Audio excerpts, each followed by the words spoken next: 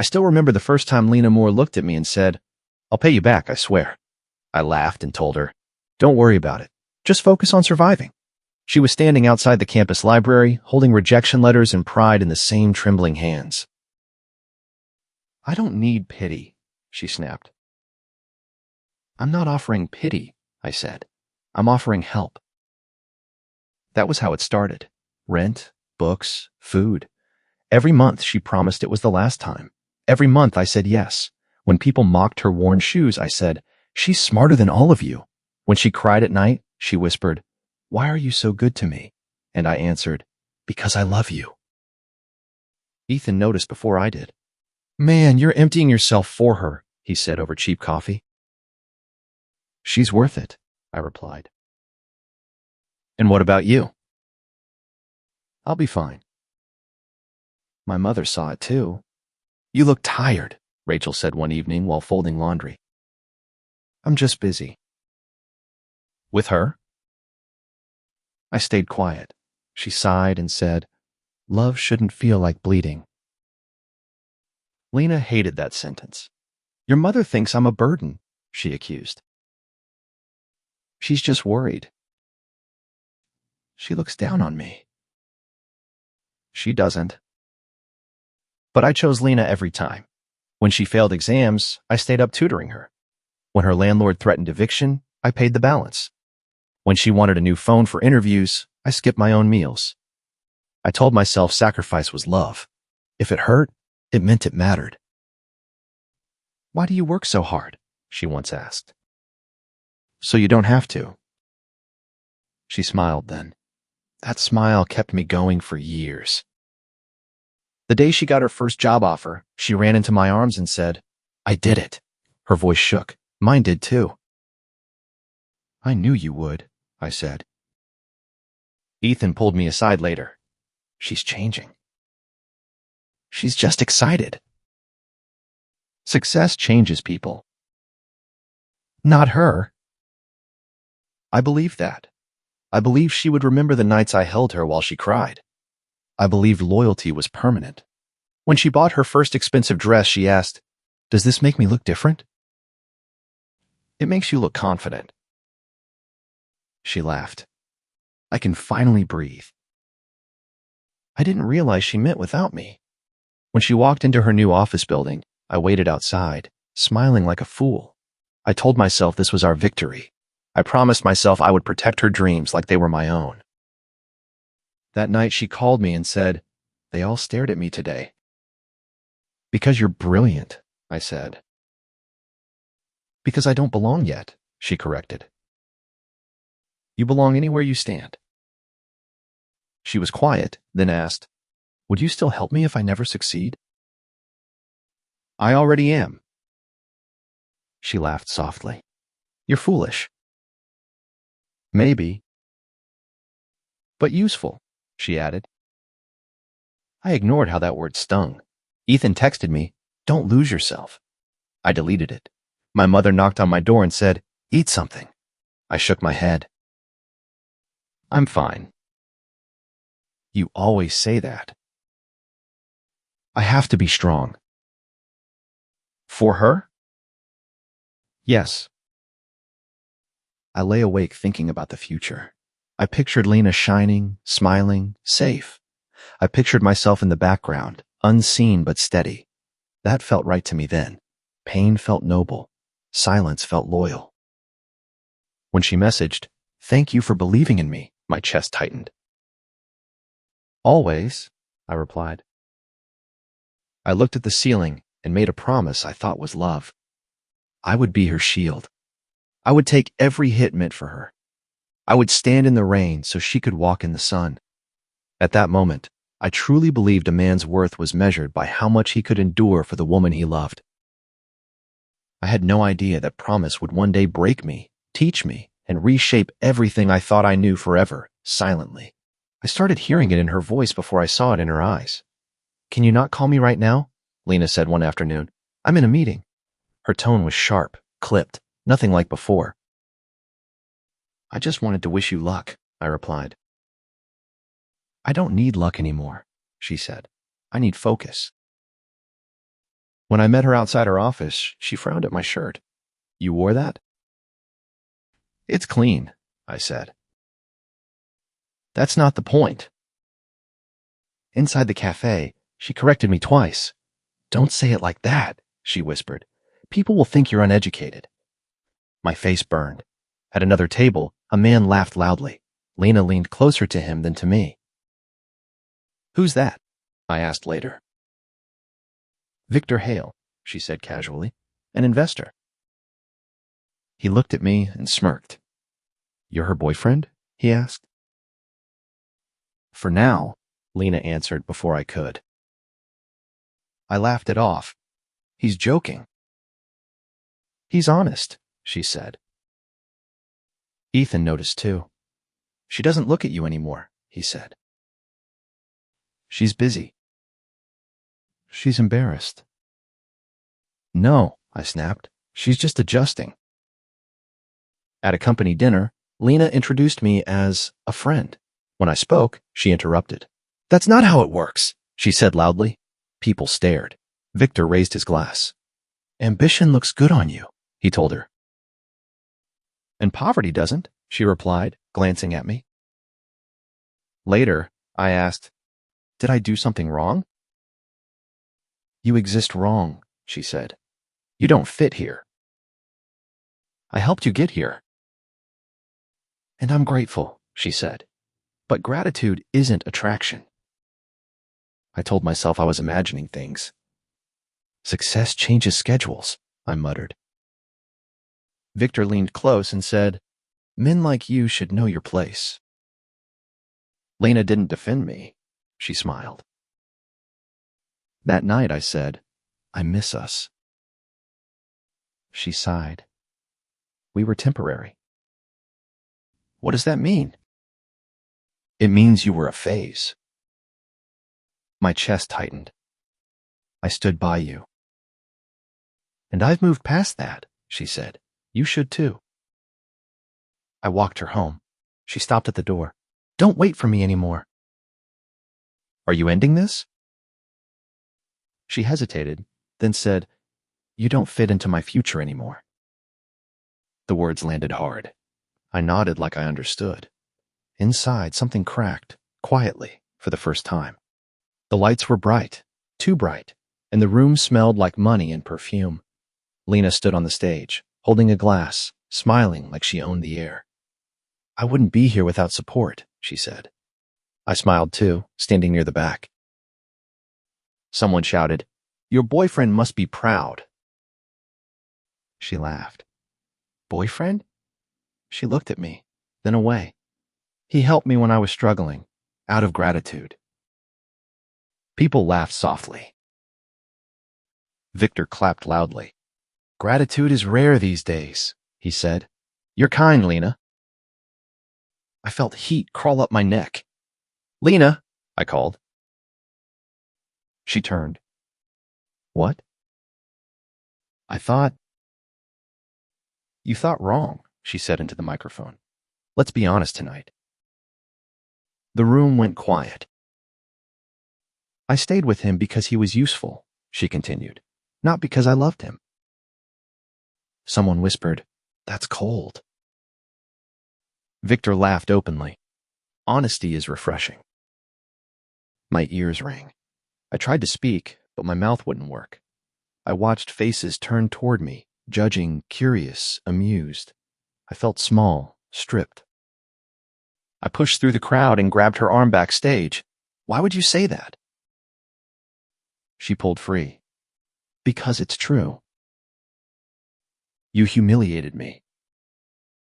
You humiliated yourself by standing there, she replied. I gave you everything. And I outgrew you. Victor leaned against the wall. You should leave, he said. This isn't your world. I ignored him. Was any of it real? She crossed her arms. I was ashamed of where you came from, of how you speak, of how you dress. My chest burned. You knew all that. Yes, she said, and I tolerated it. That's love to you? That's patience. I laughed, sharp and broken. You're cruel. She shrugged. You're weak. I walked out. The night air hit me hard. My phone buzzed. Ethan's name flashed. I didn't answer. I just walked. Footsteps followed. Hey, a voice said. I turned. A shadow moved fast. Pain exploded in my side. I fell. Someone ran. I tried to stand and couldn't. Blood soaked my shirt. I lay there, gasping. Sirens were far away. My phone slipped from my hand. I forced myself to dial Lena. She answered, annoyed. What? I'm hurt, I whispered. I think I'm dying. Silence then. Is this a joke? No, I said. Please come. I'm busy, she replied. Victor needs me. Please. She sighed. Don't drag me into your drama. The line went dead. I stared at the dark sky. My breath came shallow. I thought of the rent I paid, the nights I stayed awake, the dreams I buried. I thought of my mother's warning, of Ethan's voice, of Lena's smile, now sharp as glass. I protected the wrong person, I whispered. The street went quiet. Then everything went black. I woke up gasping and said, no, before my eyes even opened. My chest wasn't bleeding. My body wasn't broken. I sat up and whispered, I'm alive? The room looked wrong, smaller, older. My phone buzzed on the table. A message popped up. Thar Lena. I really need help. Just this once. My hands shook. This day, I said. This exact day. I remembered it clearly. The first time I lent her money, 10 years ago. I laughed, loud and shaky. So this is what you gave me, I muttered. Another chance. My heart raced. Memories flooded in. The stage. Her words. The knife. The phone call. I pressed my palm to my face and said, I remember everything. Fear rose, then settled into something colder. I stood and said, I won't be blind again. A knock came. You up? Ethan asked. I opened the door. He frowned. You look like you saw a ghost. I saw the future, I said. Funny, he replied. Lena's freaking out. I know. She needs money, he added. Says it's urgent. I nodded slowly. It was always urgent. Ethan tilted his head. You okay? I will be, I said. Not today, but soon. On the stairs, I almost ran into a girl holding papers. She dropped them. Sorry, she said softly. It's fine, I replied, kneeling to help. Claire, right? She blinked. You remember? I should have, I said. She smiled awkwardly. Thanks. You helped me before. I froze. In my past life, she had helped me, not the other way around. She once defended me when no one else did. I never thanked her. I stood and said, I won't forget this time. She looked confused. Okay. Outside, my phone rang. Lena, I answered. Did you get my message? She asked quickly. I did. So you'll help? I closed my eyes. Why? What do you mean, why? She snapped. I trusted you. You trusted my wallet, I said. She laughed. Don't be dramatic. I'll pay you back. You said that last time. This is different. It never is. Her voice sharpened. Are you refusing me? I pictured her smile on that stage. I pictured the blood. I said yes. Silence followed. You're joking. I'm not. After everything? She asked. I thought you loved me. I loved who I thought you were. She scoffed. You're being cruel. I'm being awake, I replied. You'll regret this, she said. I smiled faintly. I already did. Once. She hung up. Ethan stared at me. What just happened? I chose myself, I said. My hands still trembled, but my mind felt clear. I watched people pass and listened instead of assuming. I noticed how easily words lied. I noticed who stood quietly and who demanded loudly. I thought of Claire's smile, of my mother's warning, of the promise I made in another life. I whispered, I won't protect the wrong person again. When my phone stayed silent, I felt something new. Relief, fear mixed with strength. I walked forward and said, this time, I decide who matters. I stopped waking up thinking about what Lena needed. Instead, I asked myself, what do I need today? The answer felt strange in my mouth. When I called my mother, she paused and said, are you sick? I just wanted to hear your voice, I replied. She laughed softly. That's new. I'm coming for dinner, I said. She went quiet again, then said, I'll cook. At the table, she studied me. You're different. I'm learning, I said. You look lighter, she added. Did you finally stop bleeding for others? I didn't answer, but she smiled like she knew. Lena didn't stay quiet for long. Why aren't you answering me? She demanded over the phone. I'm busy, I said. With what? She snapped. You never used to be busy. I used to make time for you, I replied. Now I make time for myself. She laughed sharply. Don't pretend you've changed. I'm not pretending. You owe me, she said. I trusted you. You used me, I answered. That's unfair. So was what you did to me, I said. She lowered her voice. You're acting cold. I'm acting honest. She hung up. I didn't call back. Victor appeared 2 weeks later, blocking my path outside a building. I heard you're trying to play smart, he said. I don't play, I replied. I plan. He smiled. Men like you don't last. Men like me survive, I said. He stepped closer. You think you're important now? I think I'm careful, I answered. He laughed and walked away. I watched him go, remembering exactly when his deals would fail. I didn't need revenge. I needed patience. Claire noticed the changes before anyone else. You look tired, she said quietly while handing me a folder. Good tired, I replied. You didn't ask me to help, she said. I didn't want to burden you. She shook her head. Helping isn't a burden. Lena called again that night. I'm struggling, she said. You're really going to abandon me? I'm not your foundation, I replied. You're being selfish. I'm being fair. She laughed bitterly. You'll come back. You always do. Not this time, I said. She went silent, then whispered, You think you're better than me?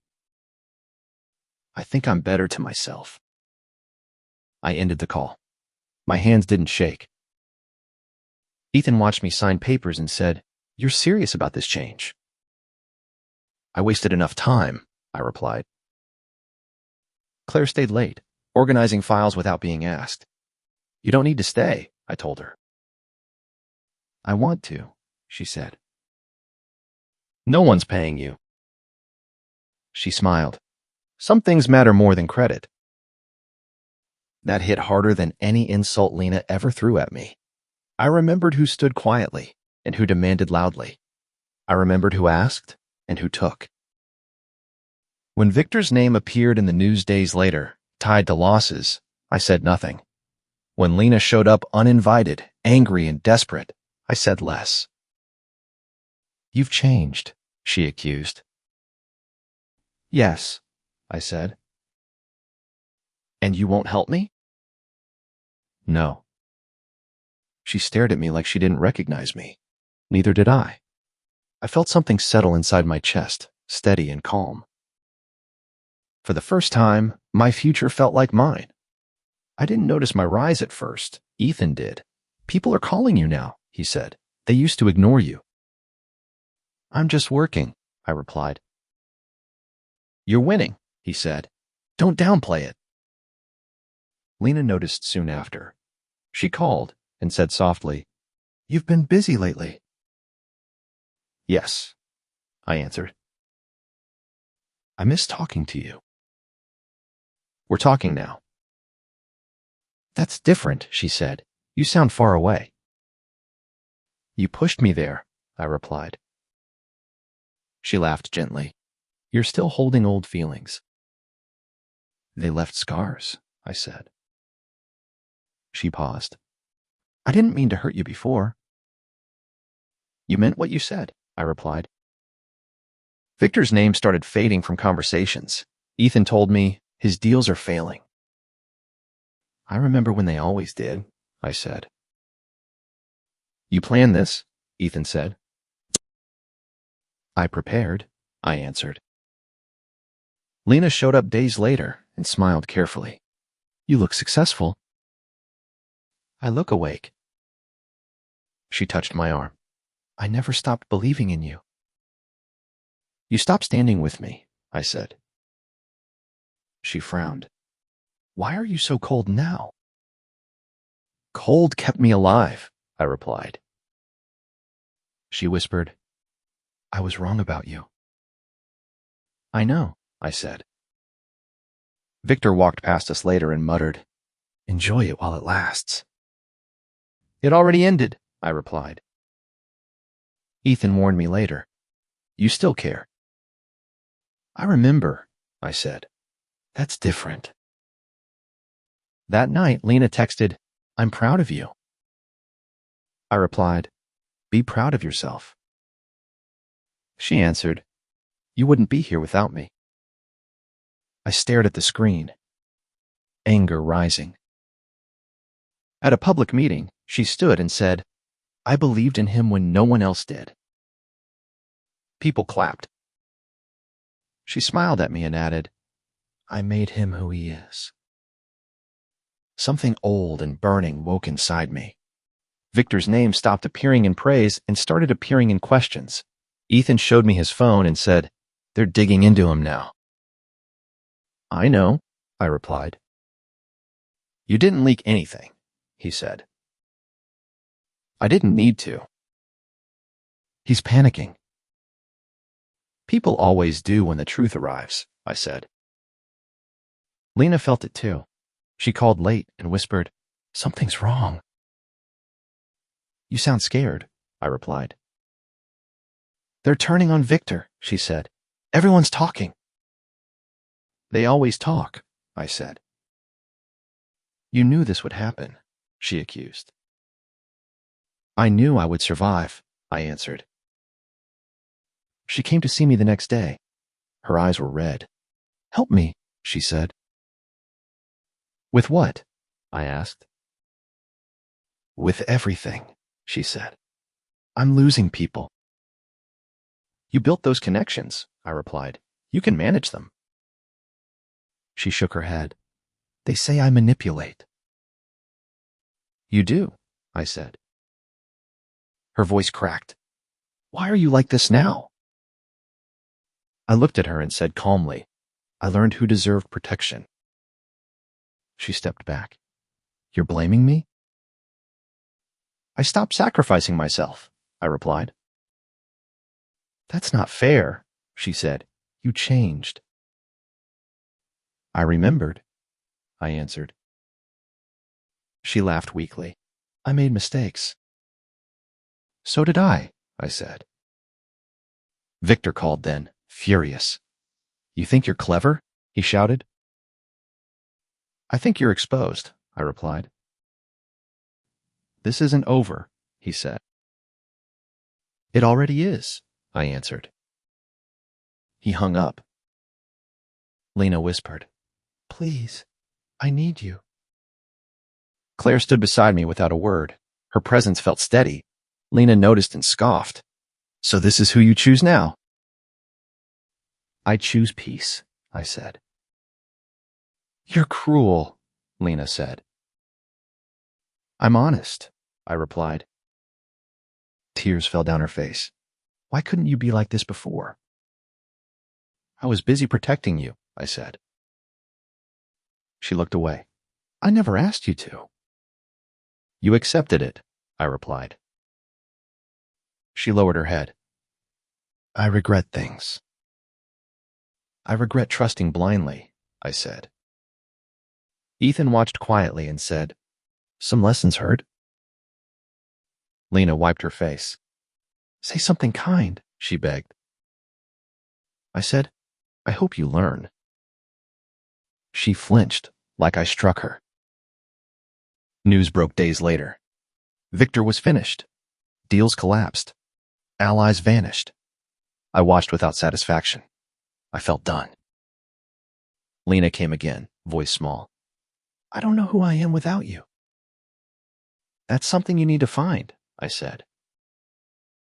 She asked, Do you hate me? I don't, I replied.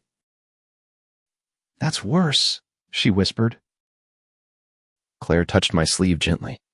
I looked at her and said, Thank you. She nodded and said nothing. Lena turned to leave. You really won, she said. I chose myself, I replied. As she walked away, I felt the shift completely. The power wasn't loud. It didn't demand. It simply existed. I stood still, calm, while everything that once towered over me crumbled on its own. I got a call late one night. Lena's voice trembled. Please, I need to see you. Why? I asked calmly. Everything's gone. I have no one. I'm listening, I said. She cried. I lost my investors, my reputation. People hate me. I see, I replied, keeping my voice steady. Don't you understand? I need you now. I understand perfectly, I said. I made mistakes. I was wrong about you, about us. You were always wrong about me, I said softly. I know, but I'm sorry. I can't fix it alone. You can fix it yourself, I replied. She sniffled. I can't. You were the only one who believed in me. You only needed me for what I could give, I said, not for me. Her voice dropped. I never realized. I didn't appreciate you. You didn't, I said. I'm begging you, she said. Please, just help me one last time.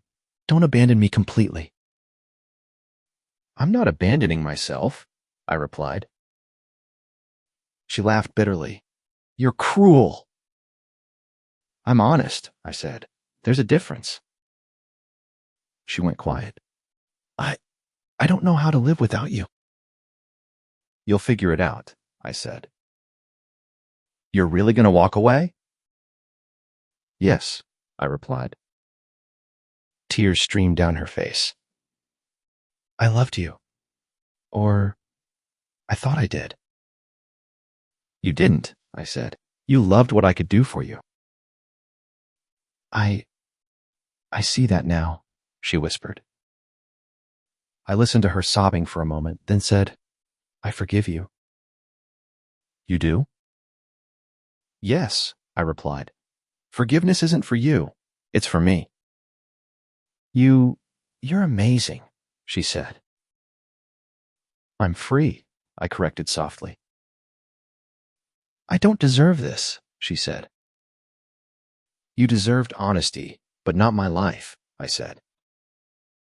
There was silence, broken only by her quiet sniffles.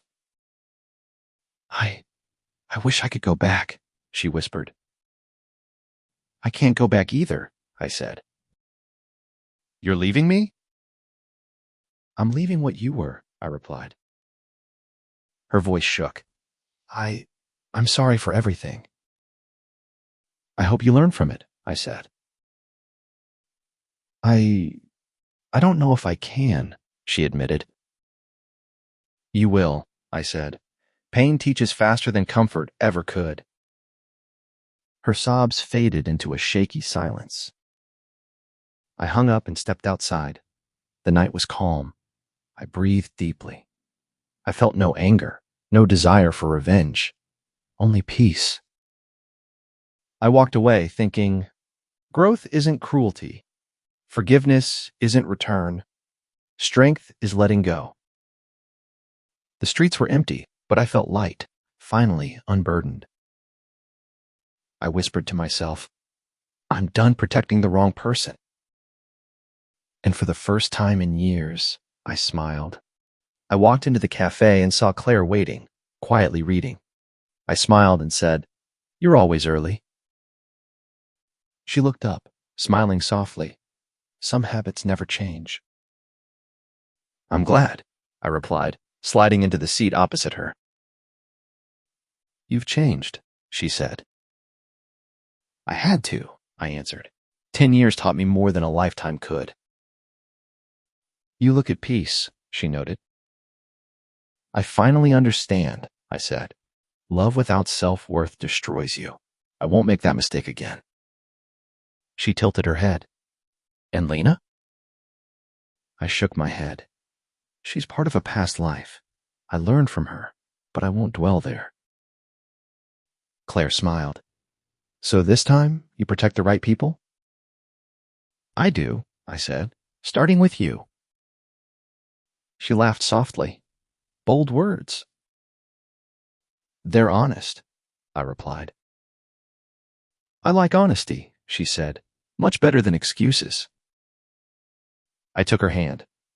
Mutual respect matters more than sacrifice. You're serious, she said. I've never been more serious, I said. We talked about small things, books, work, laughter that wasn't forced.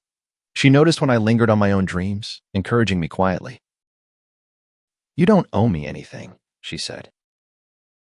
I don't, I said. I owe myself everything now. Later, I called my mother. I'm coming by, I said. I'll cook, she replied. I arrived and hugged her. I missed you. You look lighter, she said, finally living for yourself. I am, I said, and I'm protecting people who deserve it. We sat, shared food, and I felt the weight lift from years of blind devotion. Ethan called later. So, you finally did it? I did, I said. I chose myself. I chose wisely. He laughed. About time. About time, I echoed. At night, I sat on my balcony with Claire beside me. Do you think I'm better now? I asked. You've always been, she said. But I didn't know it, I said. Not until I lost everything that didn't matter. You found what matters now, she said. Yes, I said, holding her hand, and I'll never let go. The city lights stretched below. Quiet, steady, safe. I whispered to myself, I protected the right person this time. I felt peace settle into my bones. The lessons, the pain, the rebirth, all led me here. No regrets, no shadows, only clarity. I smiled at Claire. We're just getting started. She squeezed my hand. Together. I nodded. Together. The past was gone. The future was ours. And for the first time, I knew I could protect love without losing myself.